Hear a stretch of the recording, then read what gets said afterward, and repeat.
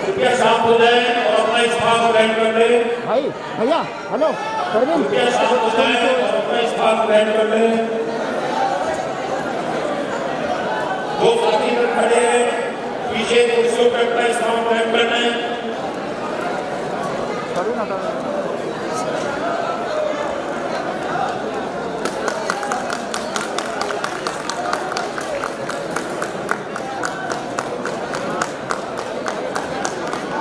कृपया स्थान ग्रहण कर लें।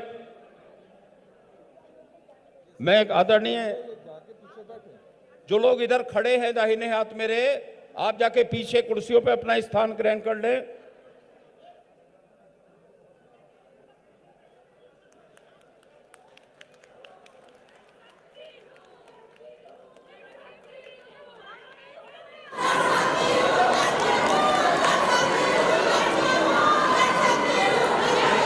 पिछोड़ा हमारी उत्तराखंड की महिलाओं की शान का प्रतीक है।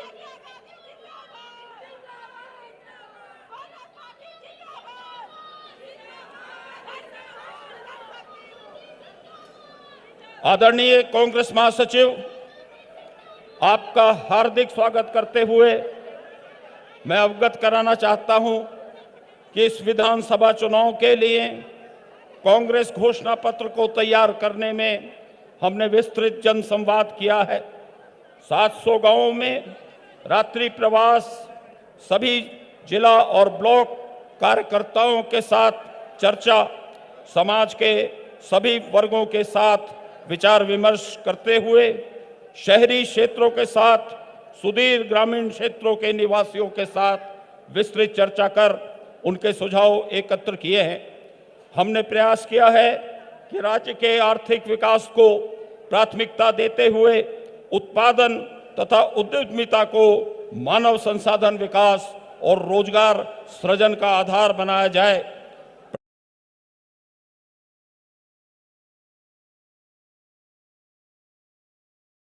उत्पादकता से जोड़ा जाए। इससे प्रतिज्ञा पत्र 2022 को स्वरूप प्रदान किया है। मंचासीन वरिष्ठ नेताओं के मार्गदर्शन के लिए मैं आभार व्यक्त करता हूं। मैं आमंत्रित करता हूं नेता प्रतिपक्ष आदरणीय प्रीतम सिंह जी को उनके संबोधन के लिए।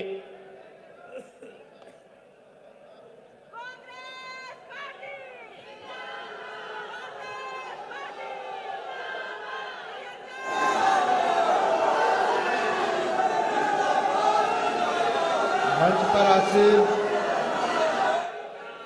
अखिल भारतीय कांग्रेस कमेटी की महामंत्री आदरणीय प्रियंका गांधी जी, प्रदेश के प्रभारी आदरणीय देवेंद्र यादव जी,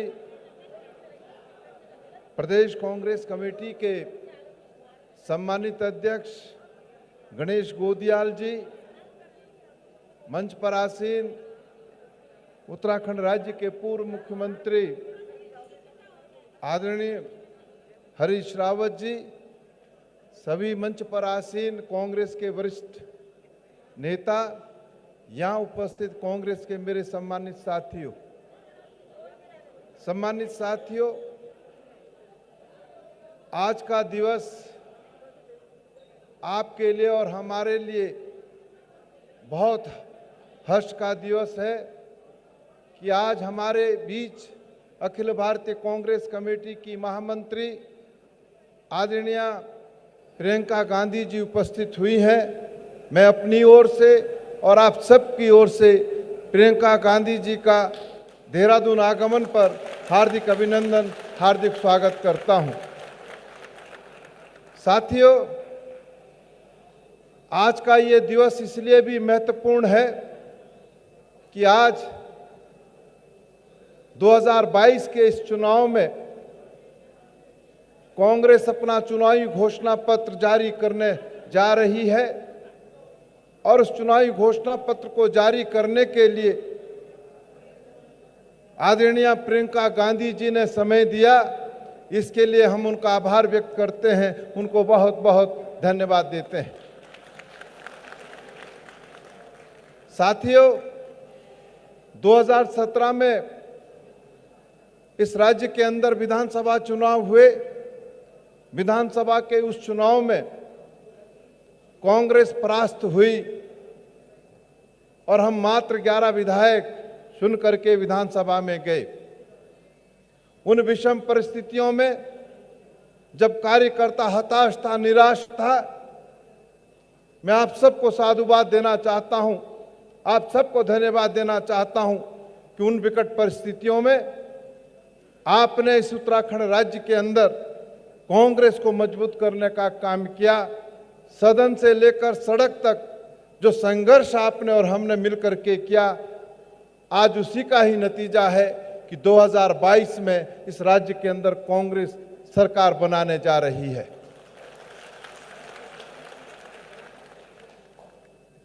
साथियों, जिनको उत्तराखंड के लोगों ने 2017 में प्रचंड बहुमत के साथ सरकार सौंपी थी, सत्ता में बैठे हुए लोगों ने आपसे और हमसे बड़े बड़े वादे किए थे। लेकिन आज मुझे ये कहते हुए कोई संकोच नहीं है, जिनके हाथों में सत्ता थी, जिन लोगों ने आपसे और उत्तराखंड के लोगों से बड़े बड़े वादे किए थे, वो सरकार उन वादों को पूरा करने में पूरी तरीके से विफल साबित हुई है। आज किसान सड़क पर आंदोलन करने के लिए बाध्य है। ये उत्तराखंड राज्य जिसको हम देवभूमि कहते हैं, इस देवभूमि के अंदर 19 किसानों ने आत्महत्या करने का काम किया, लेकिन सरकार के कान पर जूं तक नहीं रेंगी। नौजवान साथियों को रोजगार देने का वादा सत्ता में बैठे हुए लोगों ने किया था, लेकिन आज विडंबना ऐसी है कि उत्तराखंड राज्य बेरोजगारी की दर में प्रथम पंक्ति पर खड़ा है और नौजवान साथियों से सत्ता में बैठे हुए लोगों ने वादा किया था, यदि नौजवान साथी डबल इंजन की सरकार बनाने में सहयोग करेंगे तो हम उत्तराखंड के नौजवान साथियों को रोजगार देने का काम करेंगे। लेकिन साथियों, आज जब उत्तराखंड का नौजवान साथी सत्ता में बैठे हुए लोगों से रोजगार मांगने का काम कर रहा है, तो सत्ता में बैठे हुए हुक्मरान पुलिस बल के माध्यम से उनका दमन करने का काम कर रहे हैं। और मैं कहना चाहता हूं, यही सत्ता में बैठे हुए लोग थे जिन लोगों ने आपसे और हमसे कहा था कि यदि बीजेपी की सरकार बनेगी, डबल इंजन की सरकार बनेगी, तो हम महंगाई को कम करने का काम करेंगे। आज हालात बद से बदतर हैं। पेट्रोल 100 के पार चला गया है, डीजल 90 के पार चला गया है। और जब देश के अंदर डॉक्टर मनमोहन सिंह जी और सोनिया जी की अगुवाई में कांग्रेस की सरकार चल रही थी, उस समय गैस का सिलेंडर 400 रुपए में था। आज आपको और हमको गैस का सिलेंडर 1000 रुपये में मिल रहा है। तो ये वादा कि हम महंगाई को कम करने का काम करेंगे, इन लोगों ने, सत्ता में बैठे हुए लोगों ने गरीब को जिस तरीके से कुचलने का काम किया है, निश्चित रूप से उत्तराखंड और देश का आमजन 2022 के इस विधानसभा चुनाव में परिवर्तन करते हुए 2024 में इस देश के अंदर कांग्रेस की सरकार बनाने का रास्ता प्रशस्त करेंगे, ऐसा मेरा विश्वास है, ऐसा मेरा भरोसा है। सम्मानित साथियों, कोरोना की महामारी थी, उस कोरोना की महामारी से लड़ने में सरकार पूरी तरीके से असफल साबित हुई। और मैं कहना चाहता हूं, जब कोरोना की दूसरी लहर आई, उस लहर के दौर में हमने अपने परिजनों, अपने मित्रों के ऐसे तमाम साथियों को खोने का काम किया जिसकी शायद निकट भविष्य में भरपाई नहीं हो पाएगी। सत्ता में बैठे हुए लोग हाथ पर हाथ धरे बैठे रहे और इस प्रदेश के अंदर ना तो कोरोना से पीड़ित व्यक्ति को ऑक्सीजन मिला, ना ऑक्सीजन बेड मिला, ना आईसीयू मिला और ना रेमडेसिविर इंजेक्शन मिला। ऐसी परिस्थितियों में निश्चित रूप से मैं कांग्रेस के साथियों का आभार व्यक्त करना चाहता हूं, आपको धन्यवाद देना चाहता हूं।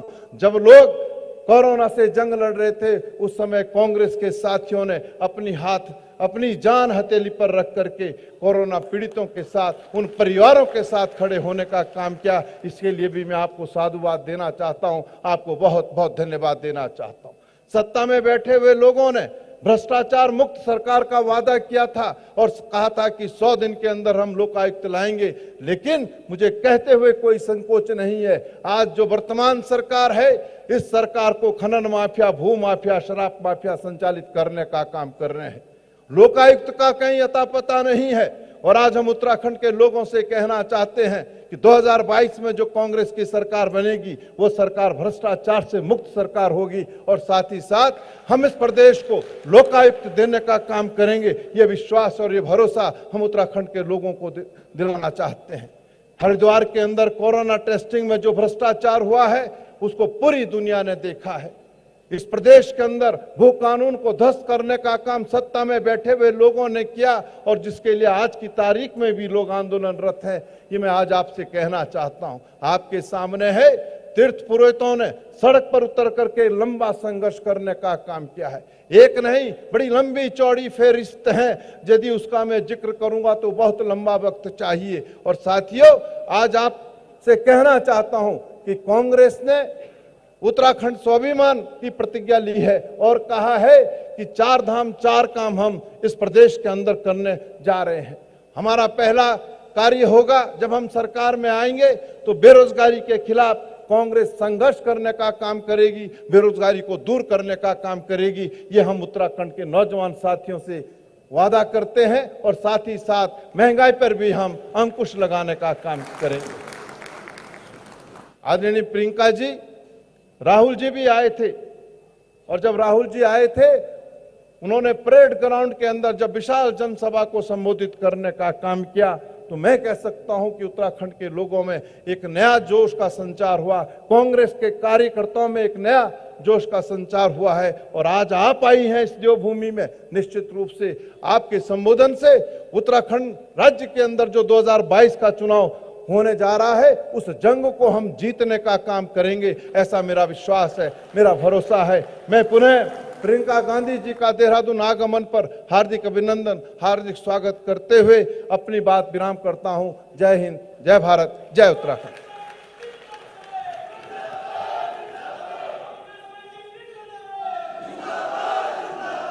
मैं आमंत्रित करता हूं आदरणीय प्रदेश कांग्रेस कमेटी के अध्यक्ष गणेश गोदियाल जी को उनके ऊर्जावान संबोधन के लिए।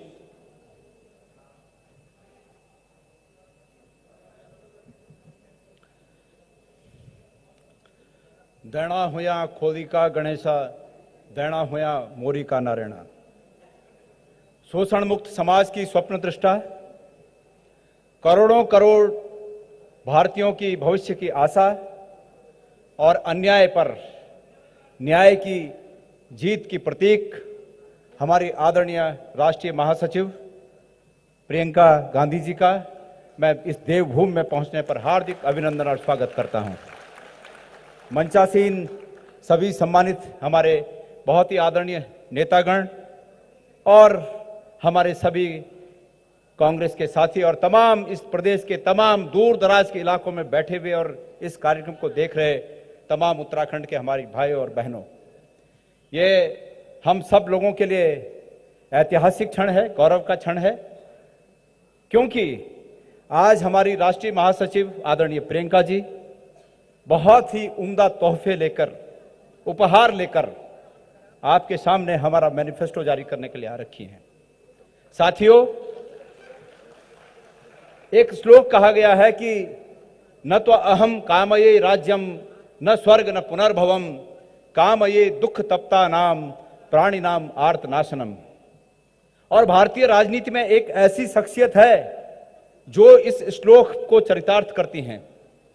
श्लोक में कहा गया है कि न अहम कामये राज्य, मुझे राज्य की कामना नहीं है, मुझे पुनर्जन्म की भी कामना नहीं है, लेकिन कामना है कि दुख में तपते हुए लोगों के, दुख में तपते हुए जीवित व्यक्तियों के दुख को मैं कम कर सकूं, ऐसी मेरी कामना है। और ऐसी भारतीय राजनीति के पटल पर एक शख्सियत है जिन्होंने प्रधानमंत्री का पद ठुकराकर इस देश में लाखों लाखों उन तपते हुए दुख के लोगों के दुख को दूर करने का संकल्प किया। सोनिया जी ने, उनके विचारों पर आगे बढ़ती हुई हमारी नेता प्रियंका जी आज हमारे बीच हैं।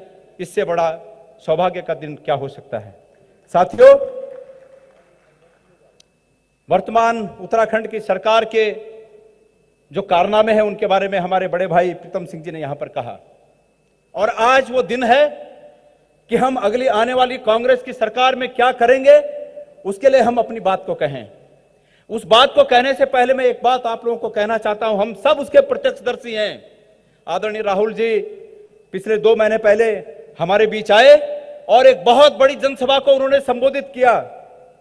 आदरणीय प्रियंका जी वो पूरे उत्तराखंड का दिल जीत कर यहां से गए हैं। उन्होंने एक बात कही और उन्होंने कहा कि इस वीर भूमि के वीर जवानों से, इस वीर भूमि के वीर बेटों से, बहनों से मेरा रिश्ता है।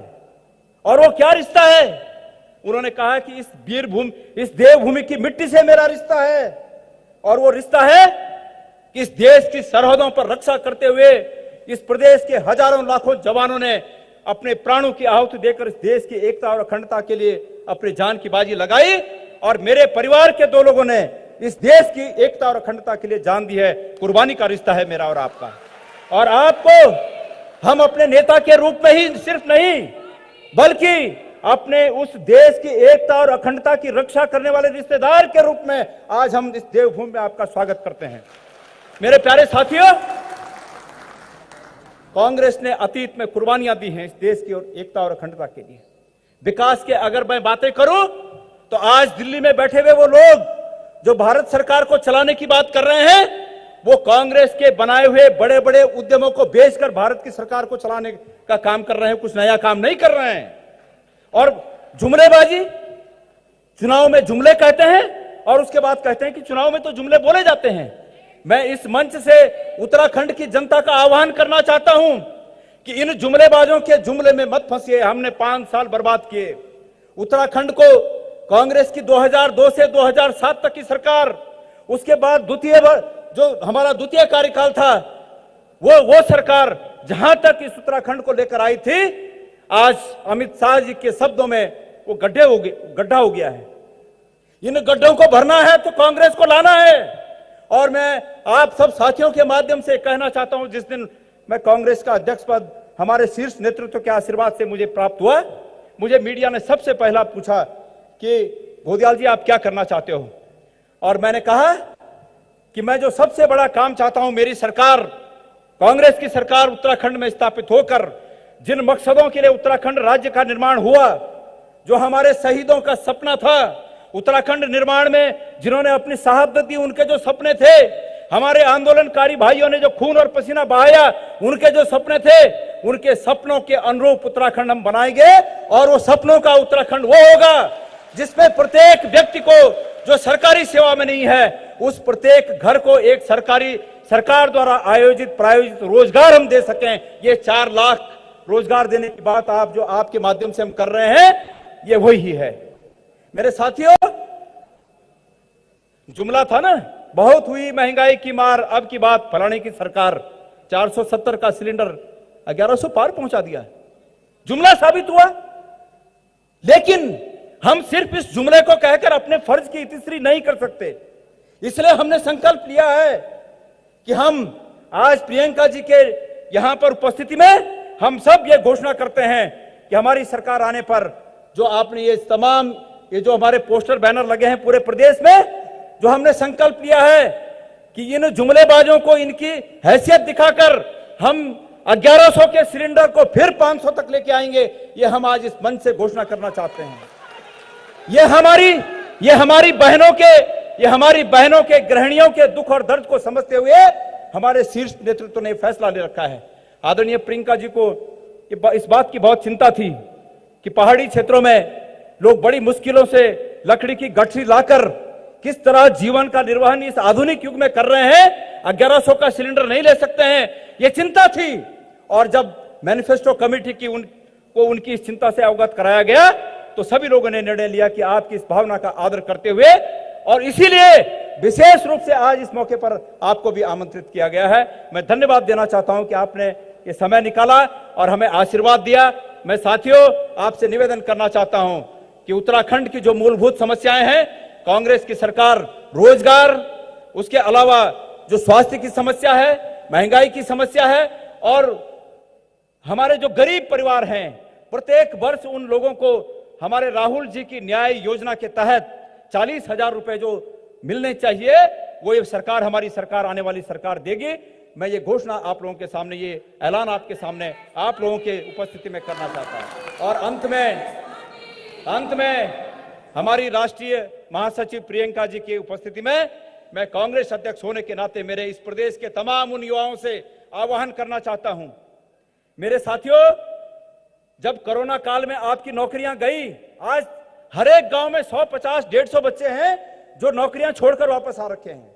मैं उनसे पूछना चाहता हूं, सबने सुना होगा हमारे देश के आदरणीय प्रधानमंत्री जी ने उस समय बड़ी लच्छेदार भाषा कही और कहा कि मैं 20 लाख करोड़ का पैकेज जारी करता हूं। सबने सुना होगा। मैं पूछना चाहता हूं, उस 20 लाख करोड़ के पैकेज में से किसको राहत मिलनी चाहिए थी? राहत उसको मिलनी चाहिए थी जिसकी नौकरी गई। अगर किसी की 12,000, 15,000 की नौकरी गई तो उसे कहना चाहिए था कि भाई जब तक तुम्हारी दोबारा नौकरी नहीं लगती है तुम्हें हम 5,000, 7,000 रुपए पर माह देते हैं।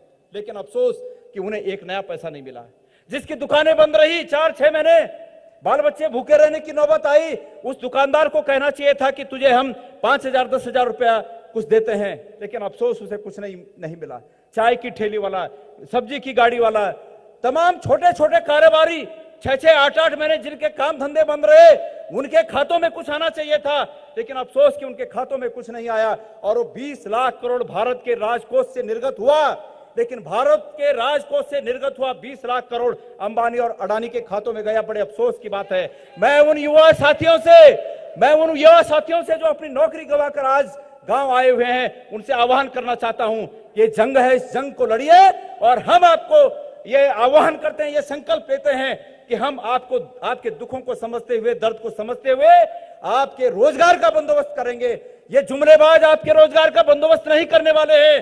कांग्रेस की सरकार आपके रोजगार का बंदोबस्त करेगी। हम आपके रोजगार का बंदोबस्त करेंगे। हम पर विश्वास करिए। आप हमें सहयोग दीजिए, हम आपको समृद्धि देंगे। इन्हीं शब्दों के साथ पुनः एक बार हमारी राष्ट्रीय नेता का मैं सादर अभिवादन करते हुए अपने शब्दों को यहां पर विराम देता हूं।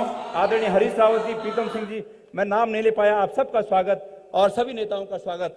धन्यवाद। जय भारत, जय उत्तराखंड। असीम ऊर्जा और अनुभव से युक्त, समाज की पीड़ा को गहराई से समझने वाले पूर्व मुख्यमंत्री, हमारी कैंपेन कमेटी के चेयरमैन आदरणीय हरीश रावत जी को मैं आमंत्रित करता हूं कि वो आए और हमें संबोधित करें।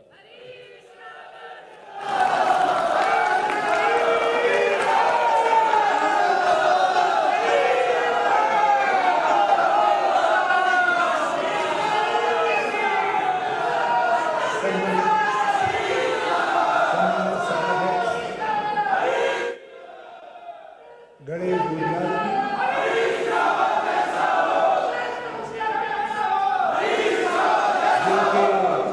उत्तराखंड आगमन की सारा उत्तराखंड दूर दूर गांव में हमारी बहनें, भाई, बुजुर्ग बड़ी बेसब्री के साथ प्रतीक्षा कर रहे थे। ऐसी हमारी राष्ट्रीय महासचिव और हमारी कांग्रेस के सारे विश्वासों की थाती को अपने साथ लेकर के चलने वाली आदरणीय प्रियंका गांधी जी, मैं माननीय प्रीतम सिंह जी, नवप्रभात जी, हमारे सम्मानित प्रभारी देवेंद्र यादव जी, सभी सम्मानित प्रभारीगण और दूर दराज जो हमारे इस कार्यक्रम के साथ जुड़े हुए हैं, जो प्रियंका जी को सुनने के लिए बहुत आतुर हैं, वो मेरे बहुत आदर योग्य बहनों और भाइयों, मैं आप सबको प्रणाम करता हूं और इस परिवार का यहाँ पर उपस्थित लोगों में बड़ा होने के नाते मैं अपने चारों धामों की तरफ से गंगोत्री, यमुनोत्री, केदारनाथ, हमारे केदारनाथ और बद्रीनाथ बागनाथ, जागनाथ, नाथों के नाथ महादेव के को प्रणाम करते हुए प्रियंका जी, आपको और आपके संघर्ष को बहुत बहुत आशीर्वाद देता हूं। और मैं दो ऐसे उद्घोषों का साक्षी रहा हूं जिनको युगांतकारी कहा जा सकता है। इंदिरा जी ने, तब हम छात्र थे, कहा था गरीबी हटाओ। गरीबी एक पल में नहीं हटती, वो जानती थी। गरीबी हटाने के लिए आज उनकी तीसरी पीढ़ी भी संघर्ष कर रही है। राहुल जी संघर्ष कर रहे हैं, प्रियंका जी संघर्ष कर रही हैं, मगर उनका नारा युगांतकारी था। उसने प्रत्येक सरकार को मजबूर किया कि वो गरीब को अपनी नीतियों का केंद्र बिंदु बनाए।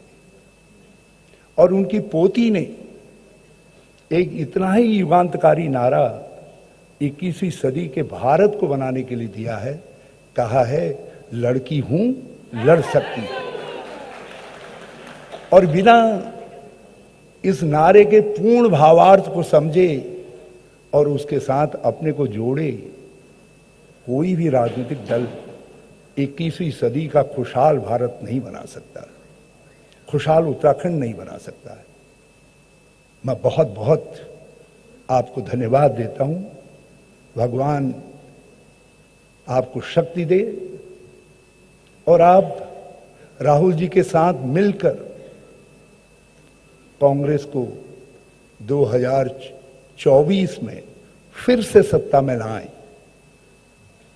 ताकि आपकी दादी के नारे को, युगांतकारी नारे को, आपके नारे के साथ नारी हूं, लड़ सकती हूं, लड़की हूं, लड़ सकती हूं के साथ मिलाकर हम 21वीं सदी का खुशहाल भारत बना सकें। ये मेरा वादा आप सब अपने उत्तराखंड के भाई बहनों से भी है। आज हमने प्रियंका जी को इसलिए आमंत्रित किया, हमारी नारी शक्ति को भी एक नई स्फूर्ति की जरूरत है, एक नई प्रेरणा की जरूरत है। हमारा उत्तराखंड अपने नारियों का, वीर नारियों का बहुत बहुत आभारी है। वही हमारे प्राणाधार हैं, वही हमारे जीवनाधार हैं। हमारे उत्तराखंड को यदि ये पहचान है आज इस देवभूमि को, तो उसमें हमारे बहनों का बहुत बड़ा योगदान है। उसके बाद योगदान हमारे वीर सैनिकों का है, हमारे स्वतंत्रता संग्राम के सेनानियों का है, हमारे राज्य आंदोलन के सिपाहियों का है। मैं उन सब लोगों को भी बहुत बहुत प्रणाम करता हूं। आज हम प्रियंका जी के माध्यम से, हमारे शास्त्रों में कहा जाता है कि कन्या जिसकी शुरुआत करती है तो शुभ ही शुभ होता है। तो आज हम अपने एक संकल्प, जिसको हमने कहा है कि उत्तराखंड का सम्मान, 4 धाम 1000 काम, हमारे घोषणा पत्र समिति के सब सदस्यगण नवप्रभात जी के नेतृत्व में आज उस संकल्प को लेकर के, उस संकल्प पत्र को लेकर के, मैं तो उसको सीधी सादी भाषा में, आप सबके समझने की भाषा में घोषणा पत्र ही कहूंगा, उसको लेकर के आए हैं। और आपके हाथों जब हम उसको लोगों को समर्पित कर रहे हैं, उत्तराखंड के लोगों के सामने समर्पित कर रहे हैं, प्रियंका जी, हम सब जो मंचासीन लोग हैं, हम अपनी जिम्मेदारी को समझते हैं और हम प्राण प्रण से भी इस घोषणा पत्र को अक्षर अक्षर लागू करेंगे, पूरी तरीके से लागू करेंगे।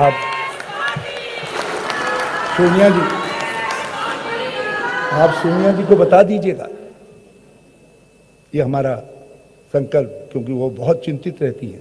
जो कहो उसको करो। आज हमारा ये जो घोषणा पत्र है, इस घोषणा पत्र में हमने अपने पिछले, जब भी यहां सत्ता में कांग्रेस रही, 2002 से लेकर 2013, 14, 15, 16, उन सब जनोन्मुखी कार्यों का जिक्र करते हुए उसकी बुनियाद पर आपसे ये हजारों वादे किए हैं। हमारा रिकॉर्ड देख लीजिए, एक एक वादे में हमारा पिछला रिकॉर्ड साक्षी है। हमने उत्तराखंड को एक नई दिशा बनाई है, एक मजबूत नींव डाली है। आप 2022 में हमारे हाथ में दीजिए बागडोर, इस निकम्मी अकर्मण्य सरकार से छुटकारा दिलवाइए, जिसके मुख्यमंत्री को इतने ही अल्प कार्यकाल में खनन प्रेमी मुख्यमंत्री की संज्ञा मिल जाती हो। यदि कहीं ज्यादा समय मिल जाता तो हो सकता है बालू बजरी के साथ हमारे खेतों की मिट्टी को भी बेच डालने का काम करते, हमारी छाती को भी बेच डालने का काम करते। और उन्होंने शुरुआत कर दी थी जब इन्होंने भू कानून को बदला, हमारी संस्कृति के लिए खतरा पैदा कर दिया। हमने इस संकल्प पत्र में कहा है कि हम एक कड़ा भू कानून लेकर के आएंगे, जनता की आकांक्षाओं का, आप बहनों और भाइयों की आकांक्षाओं का भू कानून लेकर के आएंगे। हमने कहा है कि हम उन सब योजनाओं को जिसमें जन कल्याण की योजनाएं विशेष रूप से सम्मिलित हैं, हमने 3 प्रकार की पेंशनों को बढ़ा करके 18 प्रकार की पेंशनें की। अब हम 21 प्रकार की पेंशनें लागू करेंगे। जो 1000 मिलता था उसको 1800 में पहुंचाने का काम करेंगे। हम हर किसी को जोड़ेंगे। हमने पहले कार्यकाल में, मेरे कार्यकाल में हमारी सरकार ने 32,000 लोगों को नौकरी दी, सरकारी मुलाजिम बनाया। हमारा रिकॉर्ड साक्षी है। यदि हम आगे के लिए कुछ कह रहे हैं तो हम उसको पूरा करके दिखाएंगे। आज कितनी बड़ी चुनौती है लोगों के सामने अपने जीवन को चलाने की। आज लोगों का मान सम्मान खतरे में है। इन 5 सालों में उत्तराखंड का कुछ नहीं बदला। यदि केवल बदले इन भाजपा के लोगों ने तो केवल मुख्यमंत्री बदले और चेहरे बदल करके आज फिर आपको धोखा देना चाहते हैं, फिर आपको धोखा देना चाहते हैं। अरे भेड़िया साधु का बाना पहन करके साधु नहीं हो जाता है। भाजपा के लोगों के पास कोई नीति नहीं है, कोई कार्यक्रम नहीं है, कोई सोच नहीं है। कांग्रेस के पास स्पष्ट नीति कार्यक्रम है, हमारे पास स्पष्ट नेतृत्व है। हम उसके बल पर आगे बढ़ेंगे। इसलिए हमने अपने घोषणा पत्र में कहा कि 4 धाम 1000 काम, और जिसके 4 पुष्प हम पहले ही अर्पित कर चुके हैं भगवान बद्रीनाथ को, केदारनाथ को, गंगोत्री और यमुनोत्री को, इस पुण्य भूमि को। वो 4 पुष्प हैं। 5 साल में हम देंगे रोज 4 लाख रोजगार, स्थायी रोजगार। रिक्त पदों को भरेंगे भी, नए पद सृजित भी करेंगे, मगर स्वरोजगार के बल पर हम 4 लाख 5 साल में रोजगार सृजित करेंगे जो स्थायी नेचर के होंगे। हमारी शिक्षा और स्वास्थ्य दोनों का ढांचा चरमरा गया। प्रीतम ने अभी कहा, प्रीतम सिंह जी ने, कि किस तरीके से कोरोना काल में हमारे भाइयों के मरने के लिए छोड़ दिया गया। देश के अंदर प्रियंका जी दूसरे नंबर पर प्रतिशतवार सर्वाधिक मौतें उत्तराखंड में हुई हैं, छोटे से उत्तराखंड के अंदर। मैं उन सब परिवारों के प्रति मेरा हृदय, जो हमारे लोगों की सरकार की नालायकी से मर गए, हमारे बीच में नहीं है, मैं उन सबको सांत्वना देना चाहता हूं। और इसीलिए हमने अपने इन 4 पुष्पों में एक पुष्प ये रखा है कि स्वास्थ्य सेवाएं पहुंचाएंगे गांव गांव, द्वार द्वार। नई टेक्नोलॉजी का, साइंस टेक्नोलॉजी का उपयोग करेंगे इस काम के लिए। हमने कहा है आप सब भाई बहनों से, उत्तराखंड के लोगों से, कि उत्तराखंड के भाइयों बहनों, जिन भाई बहनों की आमदनी बहुत कम है, जो कोरोना काल में और ध्वस्त हो गई, नोटबंदी, जीएसटी के कारण जो छोटे छोटे व्यापारी आजीविका पा रहे थे, गरीबी के गर्त में चले गए, हम उन सब लोगों को चिन्हित करेंगे। ये संख्या 5 लाख भी हो सकती है, 5 लाख से ज्यादा भी हो सकती है। मैं अपने साथियों से समापूर्वक कहना चाहता हूं, हम इन 5 लाख लोगों को रुपया देंगे हर साल 40,000। 5 लाख लोगों को रुपया देंगे हर साल 40,000। और मैं जानता हूं मेरी बहनें चाहे किसी जगह इस समय प्रियंका जी को सुनने के लिए आई होंगी, प्रियंका जी को सुनने के लिए आई, प्रियंका जी को सुनने के लिए आई, प्रियंका जी को सुनने के लिए आई, प्रियंका जी को सुनने के लिए आई, प्रियंका जी को सुनने के लिए आई, प्रियंका जी को सुनने के लिए आई, प्रियंका जी को सुनने के लिए आई, प्रियंका जी को सुनने के लिए डर लगा रहता है मन में, कहीं सिलेंडर खत्म न हो जाए, गैस खत्म न हो जाए। और आप हाथ जोड़ करके कहती हैं कि सिलेंडर भैया कल खत्म मत होना, नहीं तो घर वाला जो है जब पैसा मांगूंगी तो डांटेगा, कहां से लाएगा वो पैसा। हर घर आज महंगाई से विचलित है। खाने का तेल जो हमारे समय में 58 रुपए में मिलता था, इन्होंने 200 रुपए में पहुंचा दिया। कौन सी चीज सस्ती है? आप सबके जेब से पैसा निकला है, देश के चंद खरबपतियों की जेब में गया है। इन्होंने खरबूपति बनाए हैं, इन्होंने गरीब को और गरीब बनाने का काम किया है। समाज का कोई वर्ग नहीं है जो इनके कार्यकाल में गरीब नहीं हुआ। महंगाई रोकना हमारे हाथ में नहीं है, लेकिन हमारे हाथ में एक बात है कि हम आपको राहत दे सकें। कांग्रेस की सरकार बनाइए, इसीलिए हमने कहा है बनाओ बनाओ कांग्रेस की सरकार, लाओ लाओ कांग्रेस की सरकार। गैस का सिलेंडर नहीं होगा 500 रुपए के पार। लाओ लाओ कांग्रेस की सरकार, गैस का सिलेंडर नहीं होगा 500 रुपए के पार। रोजगार हमारा प्रमुख मुद्दा, महंगाई मुद्दा, भ्रष्टाचार मुद्दा, कौन सी चीज ऐसी है कुशासन मुद्दा। हमने लोकायुक्त बनाया, गवर्नर के घर भेजा, लोकायुक्त इन्होंने बाहर नहीं निकाला। बातें बड़ी बड़ी करते हैं ये। आज मैं इन बड़ी बातें करने वालों से एक बात और कहना चाहता हूं, क्योंकि मैं जानता हूं हम जो गैस के सिलेंडर की सब्सिडी है बहनों के खाते में डालेंगे। मैं अपने भाइयों से भी कहना चाहता हूं, हम सत्ता में आएंगे, पहले साल 100 यूनिट बिजली फ्री और दूसरे साल उसको बढ़ा करके 200 यूनिट तक लेकर के जाने का काम करेंगे। हम हर तरीके की समृद्धि को, खुशहाली को आपके साथ बांटेंगे। लोग सवाल करेंगे कहां से लाएंगे पैसा। जब केदारनाथ की आपदा आई थी, विकास दर न्यूनतम हो गई थी, राजस्व वृद्धि दर न्यूनतम हो गई थी, व्यापार ठप हो गया था, पर्यटन ठप हो गया था। ये उत्तराखंडी संकल्प था, भगवान केदारनाथ का आशीर्वाद था। हमारी सरकार ने 1.5 साल के अंदर स्थिति सुधारी और 2017 में हमारी जो विकास दर थी वो 11.5% थी, जो राजस्व वृद्धि दर थी वो 19.5% थी। कर्नाटक के बाद दूसरे स्थान पर थे। जो प्रति व्यक्ति आमदनी थी वो राष्ट्रीय औसत से बहुत ज्यादा 1,74,000 हमने पहुंचाने का काम किया था। हम फिर से उस काम को करके दिखाएंगे। हम संसाधन जुटाएंगे, पैसा जुटाएंगे। और प्रियंका जी, आप हमारी मॉनिटरिंग कर सकती हैं। हमारा पहला काम उत्तराखंड की सरकार का संसाधन संवर्धन का होगा। हम आर्थिक दृष्टि से मजबूत भारत भी बनाएंगे और जितनी मजबूती हासिल करेंगे उसको अपने गरीब भाइयों के साथ बांटने का काम करेंगे। आप हमारी नेता को सुनने के लिए हम सब लोगों के साथ जुड़े। कुछ भाई बहन यहाँ जुटे, कुछ भाई बहन राज्य के कोने कोने में जुटे हुए हैं।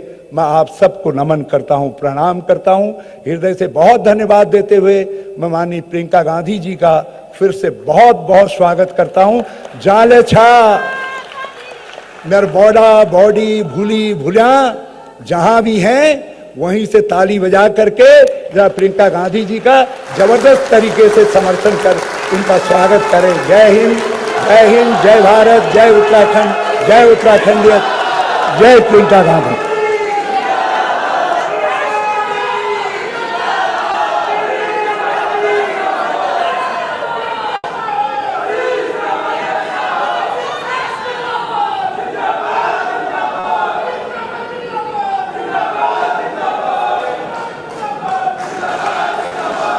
मैं निवेदन करता हूं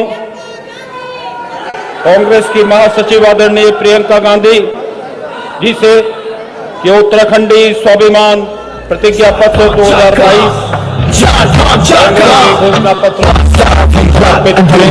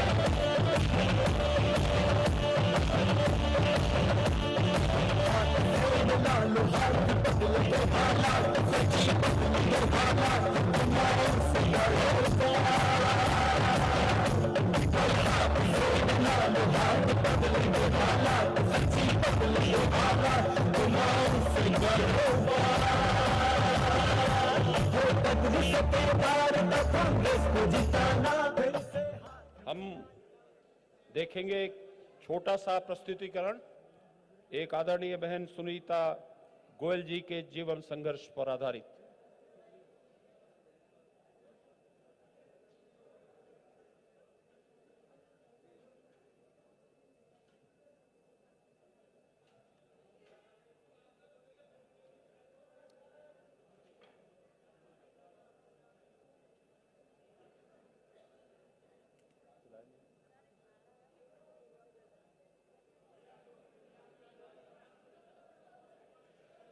कृपया प्रस्तुतिकरण। मेरा सुनीता गोयल है। I am post graduate from Delhi university. Uttarakhand में हमें 35 साल हो गए। मैं पूरा दिन चाय का काम करती हूँ। मैं सुबह 10 बजे निकलती हूँ। सबसे पहले मैं इधर से सैयद मोहल्ले से निकलती हूँ, चाय बांटती हूँ, जाती हूँ 3-4 दुकानें मेरी जो परमानेंट है, 1-2 चाय वो लेते हैं। 30 किलोमीटर में रोज चल रही हूँ। मेरे पति अपाहिज है, बिल्कुल एकदम ना चल फिर सकते हैं ना कुछ कर सकते हैं। मैं अकेला ही उनको उनके सहारे छोड़ के जाती हूँ। हम लोग दोनों के दोनों बेरोजगार हैं इस टाइम। खाने पीने के लिए तो बहुत मुश्किल हो रहा है। इतना नहीं मैं कमा पाती हूँ, ना तो इनकी विकलांग की पेंशन लगे, ना मेरी बुजुर्गी की पेंशन लगे। हमारी दुकान थी, वो चलिए। पुरानी चीजों की बहुत याद आती है कि हम लोग कैसे रहते थे, कैसे नहीं रहते थे। कभी कपड़े पे एक शिकन तक नहीं आती थी और आज जैसे देखती हूँ वैसे ही उठ के चल देती हूँ। यही तरह में पढ़ाई लिखाई तो पूरी करो, कुछ नहीं मिला। अंदर से आंसू आते हैं बेटा, क्योंकि जो भुगतता है उसी को पता चलता है। ना मुझे गैस सिलेंडर मिल रहा है, ना मुझे खाना मिल रहा है, ना मुझे कोई 1 रुपया मिल रहा है, ना मुझे कोई मतलब इवन यहाँ तक कि कुछ भी नहीं है। 1 रुपये की मदद नहीं हुई मेरे को बीजेपी की सरकार की तरफ से। जब अभी नहीं कर रही तो आगे आ जाएगी तो वो तो बिल्कुल हमें पैरों के नीचे रोकेगी। तो इस बार अगर कांग्रेस सरकार आती है तो हमें लगता है कि हमारा कुछ उद्धार होगा।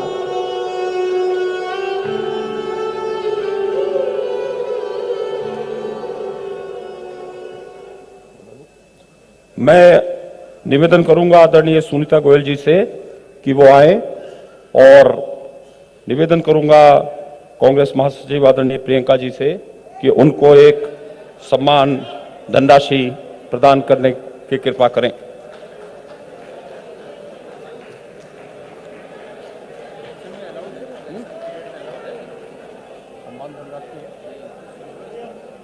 ये तो मैंने सोचा नहीं, कोई वो कह रहे हैं इलेक्शन पीरियड में अलाउड है।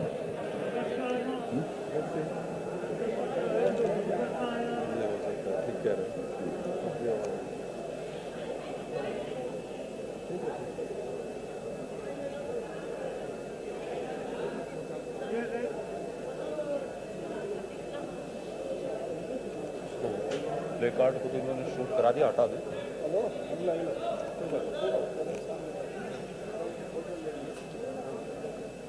मैं 3 युवा साथियों प्रियांशु थापा जी, अर्चना नेगी जी और नीलम रावत जी को आमंत्रित करता हूं और निवेदन करता हूं आदरणीय प्रियंका जी से कि वो कांग्रेस के संकल्प के रूप में एक प्रतीक रोजगार पत्र उनको प्रदान करें।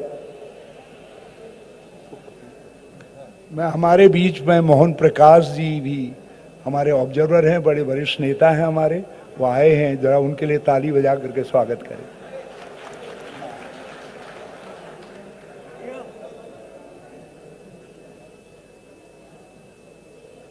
कांग्रेस पार्टी कांग्रेस पार्टी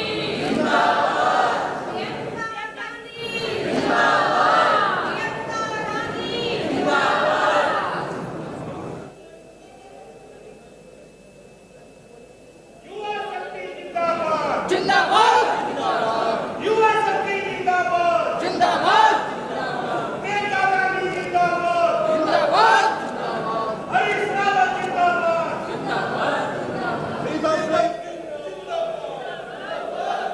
सोनिया गांधी सोनिया गांधी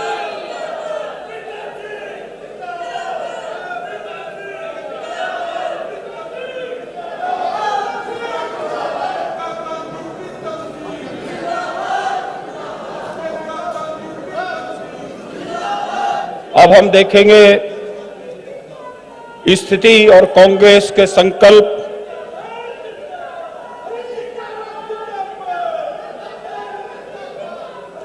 रसोई गैस के ऊपर कि उसका जनार्पण आदरणीय प्रियंका जी करें।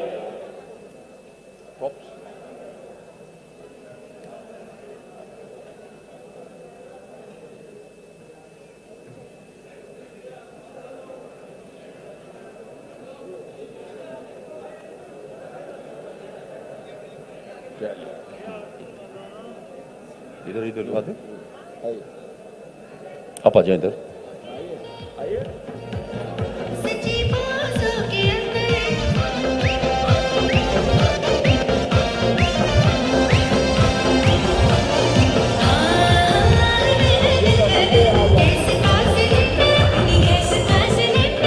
कांग्रेस के राज में भय कांग्रेस के राज में भय पहले जैसा होगा 500 के अंदर सच्ची पहले जैसा होगा 500 के अंदर हेसिलो दीदी सुनकर कांग्रेस के राज में भय पहले जैसा होगा 500 के अंदर सिलेंडर पहले जैसा होगा 500 के अंदर ना 500 का ना 600 का ना 700 का ना 800 का ना 900 का ना 900 का सिलेंडर सिलेंडर का दाम दिए भाजपा ने 500 किए 900 के ऊपर दिए भाजपा ने 500 किए 900 के ऊपर गैस का सिलेंडर कांग्रेस के राज में भय कांग्रेस के राज में भय पहले जैसा होगा 500 के अंदर सच्ची पहले जैसा होगा 500 के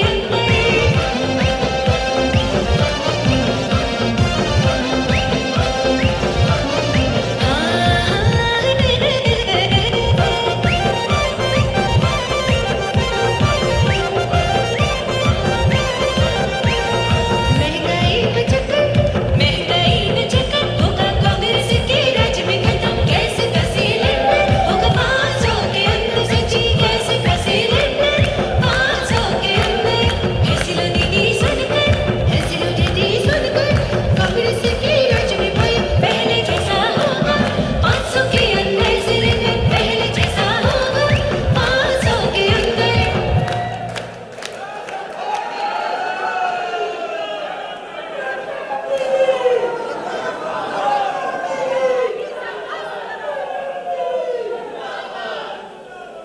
देश में अन्याय का विरोध करने का साहस और नारी शक्ति की प्रतीक आदरणीय प्रियंका जी को आमंत्रित करता हूं कि वो आएं और हमारा मार्गदर्शन करें।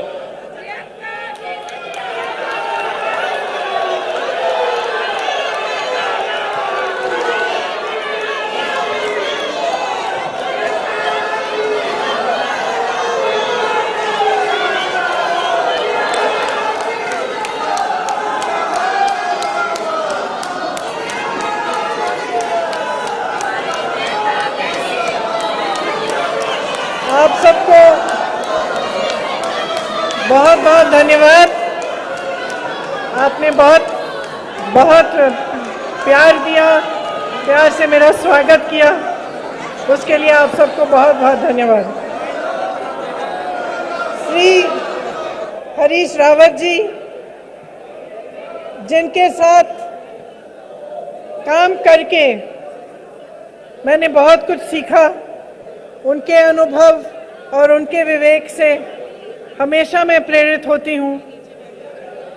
श्री गणेश गोडियाल जी, श्री प्रीतम सिंह जी, श्री देवेंद्र यादव जी, श्री नव प्रभात जी, श्री मोहन प्रकाश जी, श्री गौरव वल्लभ जी, आप सबका इस स्वागत में बहुत बहुत, इस सभा में बहुत बहुत स्वागत। और जितने हमारे साथी, हमारी बहनें, हमारे भाई हमें जगह जगह में इस भाषण को देख रहे हैं, उनको भी मेरा बहुत बहुत प्यार और बहुत बहुत धन्यवाद।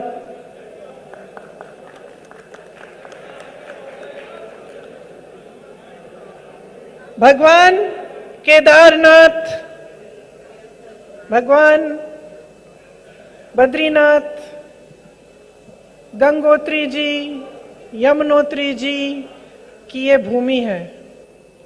इस भूमि का मैं नमन करती हूँ। इस भूमि के साथ मेरे परिवार का पुराना रिश्ता है। आप तो जानते ही होंगे, मेरे पिताजी, मेरे चाचा जी यहीं देहरादून में पढ़े, मेरे भाई भी यहीं पढ़े, मैं भी यहीं पढ़ी, मेरा बेटा भी यहाँ पढ़ा। कई पीढ़ियों से हम इस प्रदेश में आ रहे हैं, आप सबसे मिल रहे हैं, आप सबकी बातों को सुन रहे हैं, और यहाँ की जो सुंदरता है, यहाँ की प्रकृति जो है, उसको देखकर हमेशा खुश होते थे।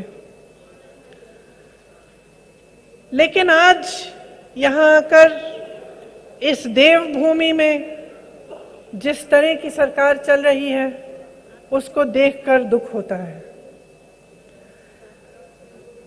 मैं कहना चाहती हूं कि ये दुख क्यों होता है। ठीक है, हर सरकार आती है, जनता की समस्याएं होती हैं, और जो विकास है, चाहे कितना भी कोई सरकार करे, वो कभी पूरा नहीं होता। तो हमेशा ये एहसास होता है कि चलो और काम हो सकता था। लेकिन सबसे बड़ा दुख तो इस सरकार के कार्य को देखकर इसलिए होता है क्योंकि इन्होंने कुछ नहीं किया। इन्होंने जितने बड़े बड़े वादे आपको दिए, जितनी आशा से, उम्मीद से आप सबने इनका समर्थन किया, उसको तोड़ दिया है। जहां जहां मैं जाती हूं, बहुत स्पष्ट होता है कि पिछले 5 सालों में कुछ काम नहीं किया गया। पिछले 5 सालों में सिर्फ जो आपकी उम्मीदें हैं वो टूटी, जो आपको वादे किए थे वो टूटे, जो पहले काम किया गया था वही आज दिखता है। जो हमारी सरकार के दौरान विकास का कार्य था वही आज है, उससे आगे कुछ नहीं किया गया। हाँ, चुनाव आता है तो बड़ी बड़ी घोषणाएं फिर से होती हैं, उद्घाटन होने शुरू होते हैं, और जो प्रोजेक्ट आपने 5 सालों से नहीं किए उनका उद्घाटन आप आज कर रहे हैं, ये दिखाने के लिए कि बहुत बड़ी बड़ी चीजें की गई हैं। इस सरकार ने जितना पैसा, जितना धन विज्ञापनों में खर्चा है, कि सिर्फ यहाँ उत्तराखंड में नहीं, सिर्फ उत्तर प्रदेश में नहीं, लेकिन दिल्ली में उत्तराखंड और उत्तर प्रदेश के विज्ञापन दिखते हैं। इतना खर्चा होता है इन पर, लेकिन जो आपकी समस्याएं हैं उनको हल करने के लिए इनके पास पैसे नहीं है, कहते हैं। जब हम घोषणा करते हैं कि हम कुछ करना चाहते हैं, वो सवाल उठाते हैं कि पैसे कहाँ से आएंगे। सच्चाई ये है कि पैसे हैं। सच्चाई ये है कि रोजगार के लिए खाली पद हैं। सच्चाई ये है कि सरकार की नीयत ठीक नहीं है। अगर ये करना चाहती थी तो कर सकती थी। सच्चाई ये है कि आपको डबल इंजन की सरकार का वादा किया, लेकिन आज स्थिति इन्होंने ये बना दी है कि पेट्रोल डीजल इतना महंगा है, इनका ही इंजन ठप हो गया है।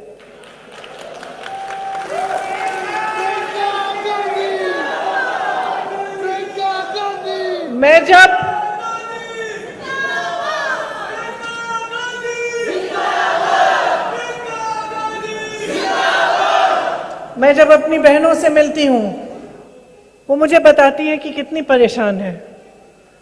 और इसीलिए जब आपने नारा आप कह रही थी लड़की हूँ लड़ सकती हूँ, तो क्यों आप खुश होती हैं इस नारे को सुन के? क्योंकि आप जानती हैं कि आपका जीवन संघर्ष का जीवन है। आप जानती हैं कि कुछ भी हो, समाज का बोझ आप उठाती हैं, महंगाई का बोझ आप उठाती हैं, जो परिस्थितियां हैं उसका बोझ हमेशा महिला उठाती है। महिला के पास बहुत ज्यादा मौके नहीं है, महिला के पास उसको हमेशा घर भी देखना पड़ता है। चाहे वो बाहर जाके खेती में काम करे, वो घर आएगी, वो घर को भी संभालेगी, परिवार के सदस्यों को देखेगी, वो सुखी हैं, वो अच्छे हैं कि नहीं हैं, सबकी सेहत ठीक है कि नहीं है, कोरोना की मार हुई, सबसे ज्यादा बोझ फिर से आपने उठाया। लेकिन आपको पूरी तरह से नकारा जाता है।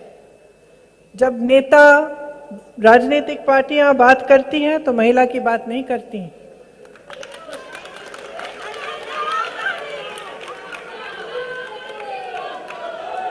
क्या आपको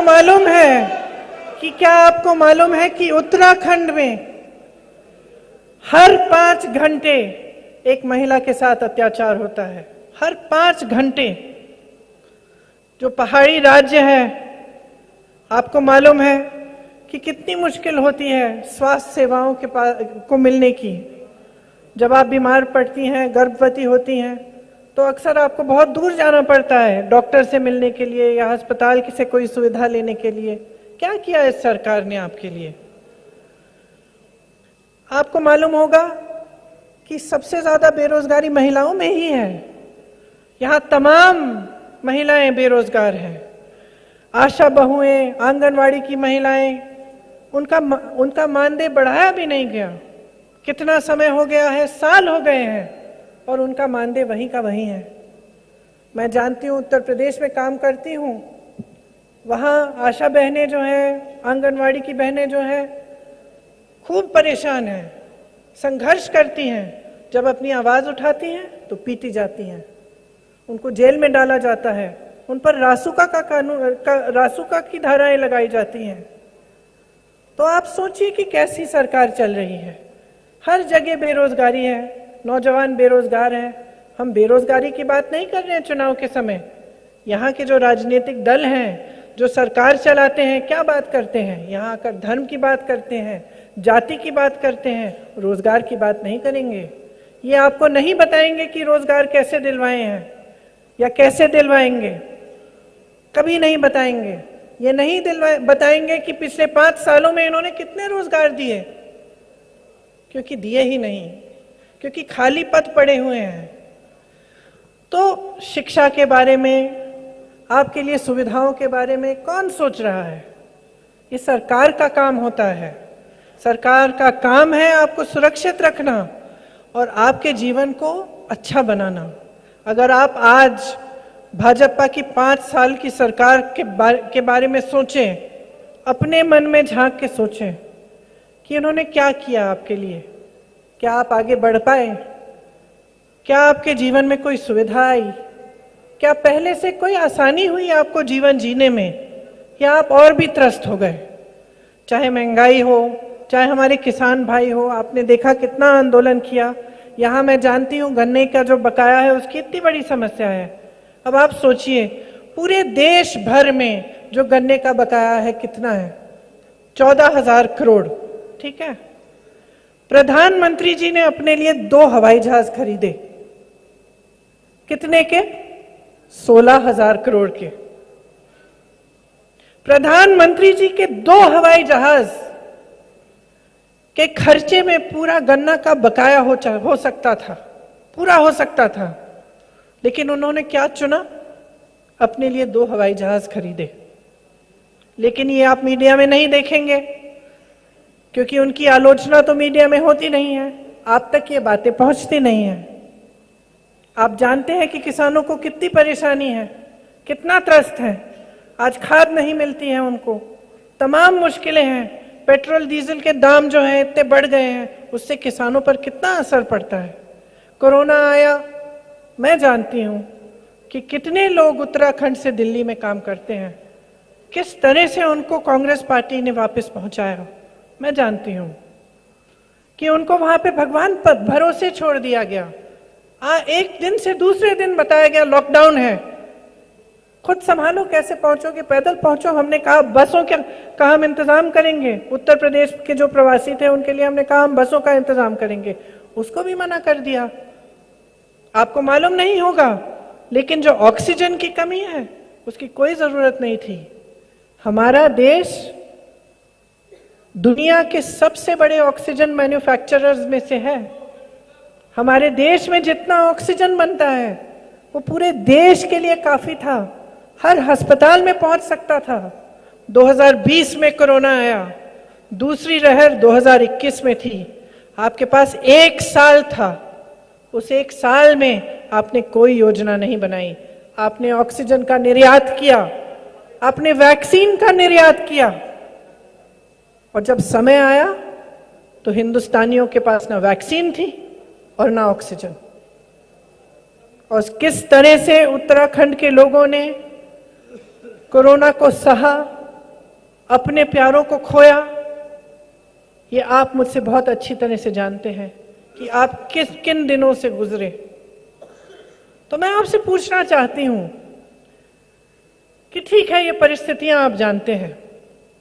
आप जानते हैं कि महिला परेशान है, नौजवान परेशान है, किसान परेशान है, दलित परेशान है।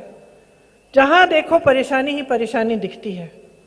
आप कुछ खरीदने जाते हैं, वो महंगा हो गया है, खरीद नहीं पाते। आपको किसानी करनी है, उसमें कोई सुविधा नहीं है। आपके बच्चों को पढ़ाना है, वो भी नहीं हो पा रहा है। बड़े बड़े उद्योग बंद हो रहे हैं। BHEL जैसे उद्योगों को बेचने की योजना हो रही है। आप सब देख रहे हैं कि कुछ गिने चुने उद्योगपति जो प्रधानमंत्री जी के दोस्त हैं, उनके करीबी हैं, वही फूल रहे हैं, फल रहे हैं। कल का बजट आपने देखा, कल के बजट में गरीबों के लिए, मिडिल क्लास के लिए क्या था?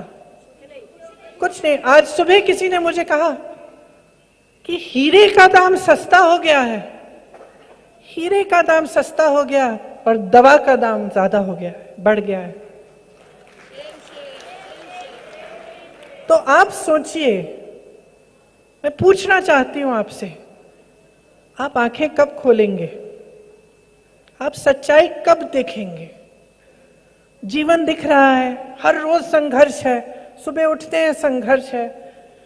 आज ये परिस्थिति आ गई है कि हम नाच रहे हैं कि 500 रुपए का सिलेंडर होगा। हम नाच रहे हैं, ताली बजा रहे हैं, स्टेज पे बैठ के ताली बजा रहे हैं। ये नाच गाने की बात है? क्यों ये परिस्थिति क्यों आई? आपने सिलेंडर को 1000 रुपए बना दिया। पहाड़ी में जब तक सिलेंडर पहुंचता है 2000 रुपए का मिलता है। तो आज हम खुश हो रहे हैं कि चलो हम कह पा रहे हैं कि हम 500 रुपए का करेंगे, लेकिन असलियत यह है कि ये परिस्थितियां ऐसी हो गई हैं कि आज जो सरकार को आपको देना चाहिए कोई तोहफा नहीं है, आपका हक है। आज उस हक को मांगने के लिए आपको इतना संघर्ष करना पड़ रहा है। आज एक राजनीतिक दल कांग्रेस पार्टी आपके सामने आकर कह रही है हम आपको आपका हक देंगे, और आप खुशी से नाच रहे हैं, लेकिन ये आपका हक है। समझ रहे हैं? समझ रहे हैं? कोई आप पे एहसान नहीं कर रहा है, कोई एहसान नहीं कर रहा है। जो यहां बैठा है उसको आपने बिठाया है। अब आप आंख खोलिए। आपके जीवन में अगर संघर्ष है तो संघर्ष के मिटाने की जिम्मेदारी हमारी है और हक आपका है।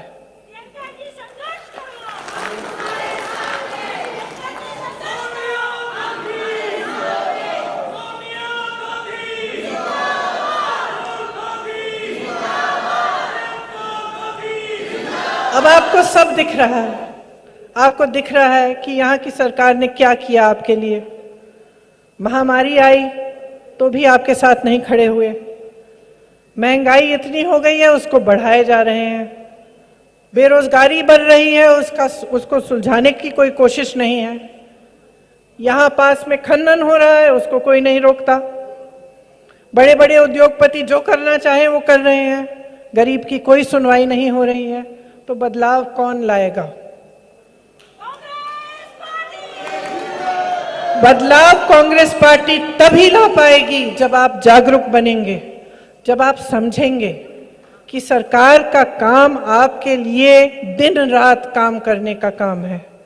अगर आपके बच्चों की शिक्षा नहीं हो रही है, सरकार का काम है कि वो आपको बताएं कि किस तरह से आपके बच्चों को की शिक्षा कराएंगे, किस तरह से आपका भविष्य मजबूत करेंगे, किस तरह से, कहां से आएंगे ये रोजगार। इसीलिए जो घोषणा पत्र बनाया हमने, इसमें हमने कहा है कि हम क्या करना चाहते हैं। और मैं पूछना चाहती हूं कि आप हम पे विश्वास क्यों करेंगे? आप सोच सकते हैं कि हम भी दूसरे दलों के साथ की तरह ऐसे घोषणाएं कर रहे हैं, लेकिन हमारा ट्रैक रिकॉर्ड देखिए, हमारी सरकार का काम देखिए। यहां तो आपने देखा इस सरकार के आने से पहले काम हुआ। इसी तरह से जब हमने घोषणा की, छत्तीसगढ़ की सरकार बनने वाली थी, हमने घोषणा की कि वहां पे किसानों का कर्ज माफ किया जाएगा। सरकार ने जब शपथ ली, उसके 3 घंटे बाद सारे कर्ज माफ किए गए। तो आपके पास विकल्प है। कांग्रेस पार्टी एक विकल्प है जो आपके लिए काम करना चाहती है, जिसके नेता आपके लिए संघर्ष करना चाहते हैं, जिन्होंने 5 सालों में आप ही के संघर्ष, आपके साथ खड़े होकर आपके संघर्ष देखे हैं, और जो हर बार आप ही की आवाज उठाते हैं, आपके लिए न्याय मांगते हैं। चाहे वो आपके पेंशन की बात हो, चाहे एक्स सर्विसमैन की बात हो, चाहे युवाओं की बात हो, महिलाओं की बात हो, हमेशा कांग्रेस पार्टी आपके साथ खड़े होकर संघर्ष करती है। तो आप ही सोचिए कि अगर आपको अपना जीवन बदलना है, परिवर्तन लाना है और एक ऐसी सरकार लानी है जो आपके लिए काम करे, तो आपको मन बनाना पड़ेगा। आपको ये तय करना पड़ेगा कि इस चुनाव में विकास की बात होनी चाहिए। जो आपको यहाँ मंच पे खड़े होकर राजनीतिक दल आते हैं, जो धर्म के बारे में, जाति के बारे में बात करते हैं, उनसे पूछिए मेरे विकास के बारे में क्या कह रहे हो। उनसे पूछिए कि तुमने 5 सालों में मेरे लिए किया क्या, क्यों दूं अपना कीमती वोट तुमको, क्या किया है मेरे जीवन को सुधारने के लिए। तो इन बातों में से आप गुमराह मत होइए। ऐसी बातों को करने से सिर्फ और सिर्फ कुछ राजनीतिक दलों का फायदा होता है, पब्लिक का कोई फायदा नहीं होता, कभी फायदा नहीं होता। जब फूट होती है, जब देश में जब लड़ाया जाता है लोगों को, आप परिवार के बारे में सोचिए। आपका परिवार है, 3 भाई हैं, आपका कारोबार अच्छी तरह से चल रहा है, तीनों इकट्ठे काम कर रहे हैं, खुशी से आगे बढ़ रहा है परिवार। अब किसी ने फूट डाल दी, लड़ाई शुरू हो गई, क्या आप आगे बढ़ पाएंगे? और जब घर का मुखिया ही लड़ाई कराए, तब क्या होगा? परिवार का नाश होगा, कभी आगे बढ़ नहीं सकता ऐसा परिवार। तो जो आपके सामने आकर ऐसी बातें करते हैं, जो नकारात्मक बातें हैं, उनसे आप अपना हक मांगिए, उनसे कहिए, सकारात्मक बातें करिए, विकास की बातें करिए, शिक्षा, सुविधा, स्वास्थ्य, रोजगार, इनकी बातें करिए, बताइए हमारे लिए आप क्या करेंगे, तभी आपको वोट मिलेगा। तो मन बना लीजिए, ये ऐसा चुनाव है जिसमें आप उत्तराखंड का भविष्य बदल सकते हैं। आपका अपना अभिमान है, स्वाभिमान है, अपने स्वाभिमान को मत भूलिए। और जब भी आपके सामने एक नेता आए, किसी भी पार्टी का हो, उससे ये पूछिए कि वो क्या करने जा रहा है आपके लिए। और जब तक करके नहीं दिखाएगा, तब तक दोबारा अपना वोट उसके पक्ष में मत दीजिए। ये बातें करना चाहती थी मैं आपसे कहना चाहती थी कि ये जो आपका वोट है, ये बहुत महत्वपूर्ण है, इसको हल्के में मत लीजिए। किसी ने कुछ कह दिया कि ये ले लो वोट दे दो, किसी ने बहका दिया, किसी ने कह दिया कि जाति के आधार पर दे दो, धर्म के आधार पर दे दो। बहकना मत, आप अपना हक मांगो और अपने हक के आधार पर अपना वोट दो, तभी आप आगे बढ़ोगे, तभी आपका प्रदेश आगे बढ़ेगा, तभी आपका देश आगे बढ़ेगा और तभी उन नेताओं को एहसास होगा कि आपके सामने जो झूठ बोलते हैं, जो आपको गुमराह करने का काम करते हैं, कि उनकी बात अब नहीं चलने वाली। तो अब समय आ गया है, खास तौर से मैं अपनी बहनों को कहना चाहती हूं, आप लड़की हो, लड़ सकती हो, अपने हक के लिए लड़ सकती हो, आपका हक है ये सब। आप बच्चों को पालते क्यों हैं? आप उनकी परवरिश क्यों करते हैं? क्योंकि आपके दिल में ये आशा है ना कि बड़े होके कुछ बनेंगे, बड़े होके सबकी देखभाल करेंगे, उनका भविष्य मजबूत बनेगा। आप नहीं चाहते कि आपकी तरह संघर्ष करें, तो इसलिए लड़िए, अपने हक के लिए लड़िए, अपने बच्चों के भविष्य के हक के लिए लड़िए। और सबसे बड़ा औजार, सबसे बड़ा आपका वोट है, सबसे बड़ा हथियार है, सबसे बड़ा औजार है, इसका इस्तेमाल करिए ध्यान से, विवेक से और जिम्मेदारी से। तो चुनाव आने वाला है, ये सब बातें करनी थी आपसे। इसके साथ साथ मैं आपको ये भी बताना चाहती हूँ कि हमारे घोषणा पत्र में हमने क्या क्या लिखा है, क्योंकि ये बहुत ज़रूरी है कि जैसे मैंने कहा, हर पार्टी आपको बताए कि आपके लिए करना क्या चाहती है। तो हमारे घोषणा पत्र में हमने लिखा है कि गैस की कीमतें 500 से पार नहीं होंगी। तो अगर एक गैस सिलेंडर आपको आज 1000 रुपए का मिल रहा है, सरकार आपको 500 में देगी और बाकी भरपाई सरकार करेगी। 4 लाख रोजगार दिलवाए जाएंगे।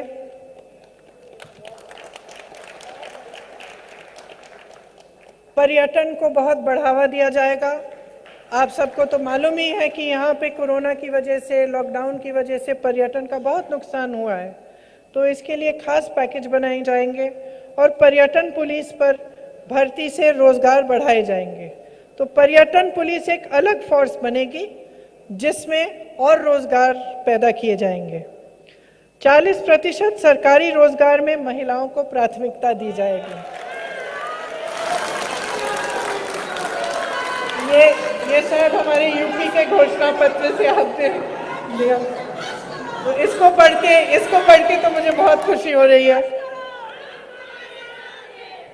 और पुलिस विभाग में 40% पद महिलाओं के लिए आरक्षित होंगे। सरकारी बसों में महिलाओं को मुफ्त यात्रा मिलेगी। मेरी आशा और आंगनबाड़ी की बहनों के लिए उनका मानदेय 1.5 गुना बढ़ाया जाएगा। कमजोर परिवारों की मदद के लिए, खास तौर से उन परिवारों के लिए जिन्होंने सबसे ज्यादा कोरोना की वजह से जिन्होंने सहा है और कोरोना की मार सबसे ज्यादा सही है, उनके लिए 40,000 रुपए की मदद सालाना मिलेगी।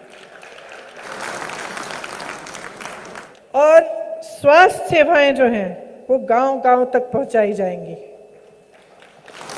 इसमें मैं पूछ रही थी आज कि कैसे करेंगे, तो मुझे बताया जा रहा था कि नए नए तकनीक हैं, आजकल आधुनिक तकनीक हैं, उनका इस्तेमाल किया जाएगा।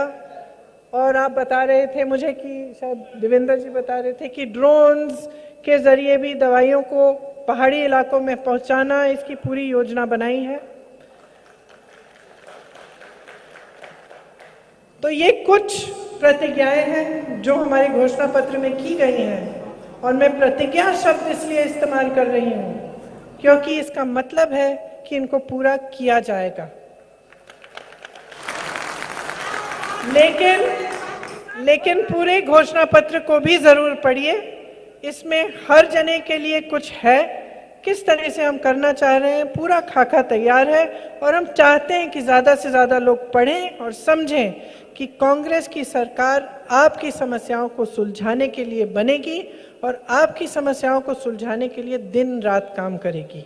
आप सबको बहुत बहुत धन्यवाद। आपने मेरी बातें बहुत ध्यान से सुनी जी। जय हिंद, जय उत्तराखंड।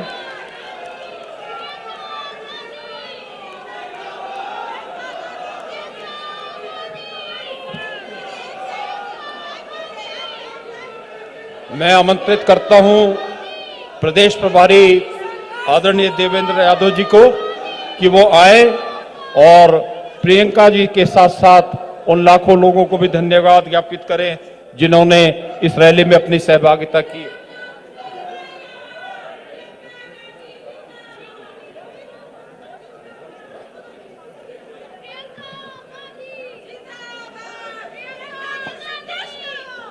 मैं यहाँ उपस्थित मेरी सभी बहनों भाइयों और सुदूर जो पूरे उत्तराखंड में लगभग 100 जगह से आज ये डिजिटल रैली का संबोधन हमारी बहुत ही आदरणीय संघर्षशील ऑल इंडिया कांग्रेस कमेटी की महासचिव आदरणीय प्रियंका गांधी जी का उत्तराखंड की समस्त जनता की तरफ से और विशेष रूप से कांग्रेस पार्टी के इस परिवार की तरफ से दिल की गहराइयों से धन्यवाद करता हूं। और मैं यहां कहना चाहता हूं कि ये आपकी प्रेरणा है मैम कि इतनी सारी जो हमारी महिलाओं के लिए खास तौर से हमने यहाँ स्कीम इसमें रखी है, इसमें कहीं ना कहीं आपकी बहुत ही प्रेरणा है, हम सबको मिली है। और मुझे पूरी उम्मीद है कि इस एक बात से निश्चित ही न सिर्फ उत्तराखंड का भविष्य बल्कि देश का भविष्य बदल सकता है, क्योंकि महिलाएं आधी आबादी भी हैं और जहां महिला एक शिक्षित होती है, जहां एक महिला एम्पावर होती है तो पूरा परिवार जो है उसका एम्पावर होता है। आज के इसमें हमारे इस कार्यक्रम में विशेष रूप से आपके पधारने का मैं पुनः एक बार पूरे उत्तराखंड की जनता और कांग्रेस परिवार की तरफ से बहुत बहुत धन्यवाद करता हूं। जय हिंद, जय भारत, जय उत्तराखंड।